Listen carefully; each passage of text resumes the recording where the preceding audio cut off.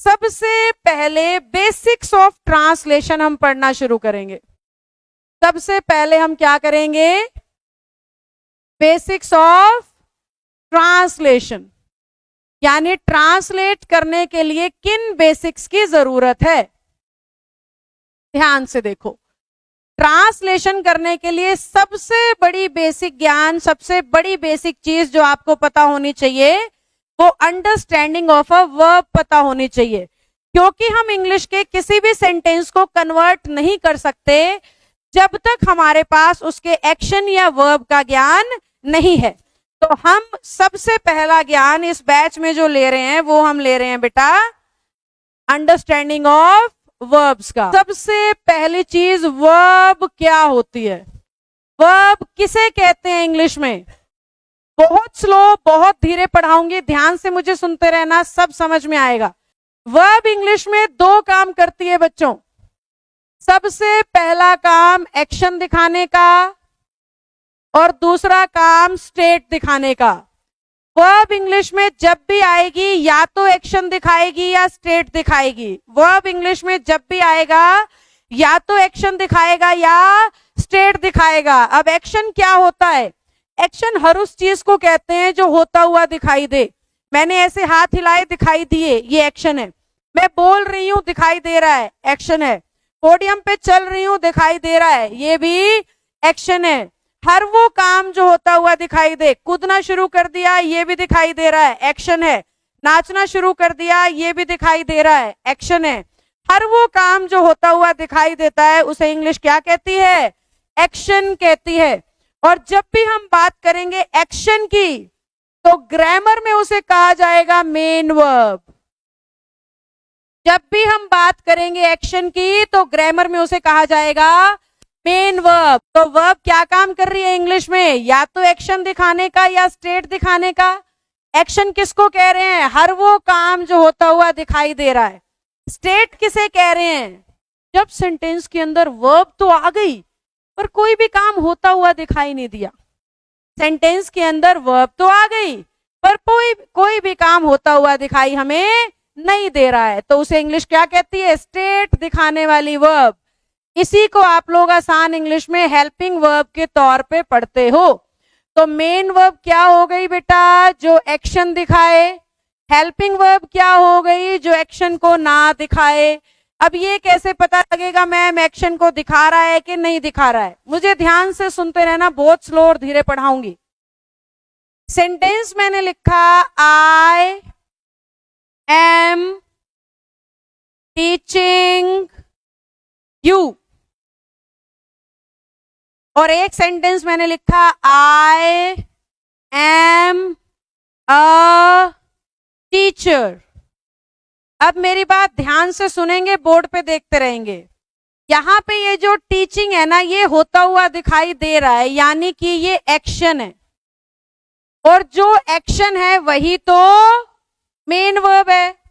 पर नीचे देखो I am a teacher, verb तो आ गई एम, पर काम होता हुआ हमें दिखाई नहीं दे रहा।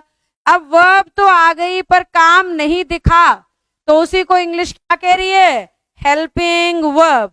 पर अब मेरी अगली बात और ध्यान से सुनना, गहराई में जाऊंगी, धीरे धीरे नजरें और दिमाग मेरी तरफ रखिएगा। यहां पे एक्चुअली में ग्रामर इस शब्द को कहेगी एसवी, यानी स्टैटिक वर्ब। स्टैटिक वर्ब यानी स्टेट दिखाने वाली वर्ब, जबकि इस एम को इंग्लिश कहेगी हेल्पिंग वर्ब। हेल्पिंग वर्ब यानी हेल्प करने वाली वर्ब। ध्यान से सुनना बच्चों, कंफ्यूजिंग नहीं है अगर ध्यान से सुनोगे तो। मैं ये कह रही हूं हर वो काम जो होता हुआ दिखाई देता है वो एक्शन कहलाता है, और जो एक्शन होगा उसी को इंग्लिश ने मेन वर्ब माना हुआ है।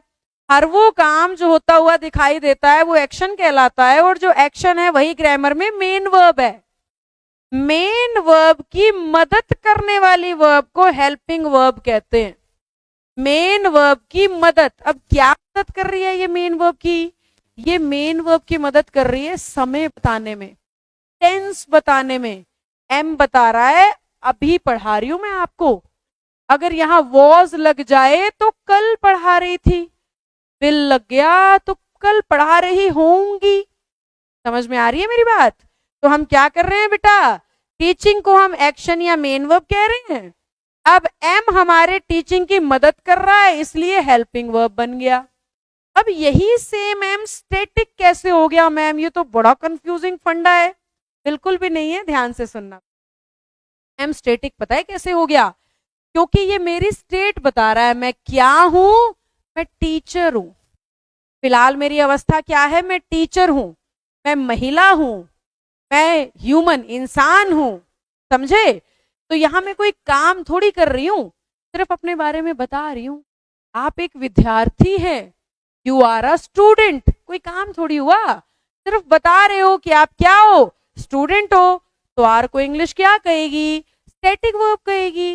लेकिन अगर मैं कहूं you are learning translation, you are learning translation, तो अब लर्निंग एक्शन है और are helping verb. You are a student में आर स्टैटिक वर्ब है, क्योंकि एक्शन की मदद थोड़ी कर रही है, आपकी स्टेट बता रही है कि आप क्या हो, स्टूडेंट हो। लेकिन अगर मैं कहूं यू आर लर्निंग ट्रांसलेशन, तो यहां पे लर्निंग एक्शन हुआ ना, और आर क्या हो गया? स्टैटिक वर्ब हो गया। अब दोबारा रिपीट करूंगी, सुलझे हुए तरीके से सुनना। एक चीज को कई कई बार रिपीट करूंगी ताकि पक्का आपको समझ में आ जाए। आपको बिल्कुल ये फीलिंग ही ना आए अरे यार रिकॉर्डेड था थोड़ा समझ कम आया, वो फीलिंग में नहीं आने दूंगी आपको। आप मुझे ध्यान से सुनते रहना, निश्चित तौर पे पूरा का पूरा समझ में आएगा और 35-40 क्लास में आपका सारा फंडा क्लियर हो जाएगा।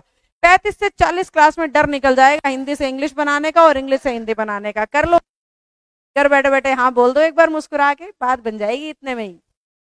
आओ, टीचिंग एक्शन है यानी main verb.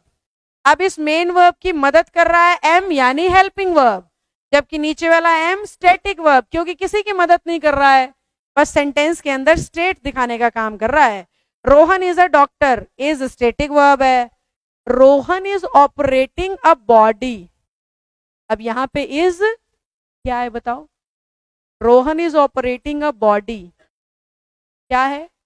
Rohan is operating an eye, Rohan is operating an ear, क्या है यहाँ पे इज? बोलो, सोचो। हाँ सही जवाब, एक्शन है मैम, ऑपरेटिंग एक्शन है, तो इज हेल्पिंग वर्ब हो गई। रोहन इज अ डॉक्टर में इज क्या है? सोचो, रोहन इज अ डॉक्टर में इज क्या है? सोचो। हाँ सही जवाब, रोहन इज अ डॉक्टर में कोई काम थोड़ी ना हो रहा है, रोहन की स्टेट बता रहे हो, तो इज कौन सी वर्ब हो गई? स्टैटिक वर्ब हो गई। इज कौन सी हो गई? स्टैटिक वर्ब हो गई। मेरे ख्याल से बात समझ में आ गई होगी। थोड़ी भी कसर रह गई हो तो एक बार दोबारा पीछे जाके फिर से सुन लेना, बात बन जाएगी। जितनी बार चाहो उतनी बार मुझे नचाओ, समझे? रिकॉर्डिंग है ये, तो आगे पीछे करके सुनते रहना। ओके बेटा, तो ये हमारा एक छोटा सा कॉन्सेप्ट पूरा हुआ।